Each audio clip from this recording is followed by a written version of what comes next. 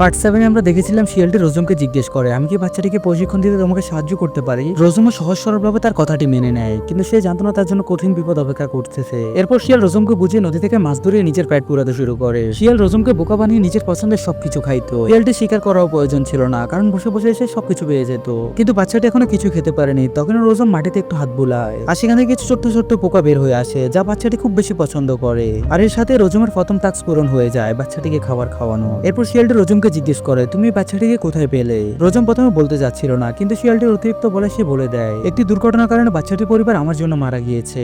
এখন আমি ছাড়াই বাচ্চাটির আর কেউই নেই। তখন শিয়ালটি বলে, এই কথা ওকে কখনো বলো না, নাইলে সে তোমাকে মা হিসেবে মানবে না। রোজম শিয়ালটিকে জিজ্ঞেস করছিল, এই বাচ্চাটিকে সাদা শিখাতে আরো কত সময় লাগবে? ঠিক তখনই শিয়ালটি বাচ্চাটিকে লাথি মেরে পানিতে ফেলে দেয়। কিন্তু রোজম এবার চালাকি ধরে ফেলেছিল। সে বললো, এভাবে তো সে কখনোই সাঁতার শিখতে পারবে না। এরপর রোজম অনেকগুলো কাঠ সংগ্রহ করে বাড়ি বানানোর জন্য যাওয়ার পথে সে কাঠ বিড়ালিকে দেখে, যে কিনা শুধু শুধু জঙ্গলের সব গাছ কেটে ফেলতো, কারণ তার কাছে আর কোনো কাজই ছিল না। পার্ট 7 দেখতে চাইলে এখনই চ্যানেলটি ভিজিট করে এই প্লেলিস্টটি ওপেন করুন।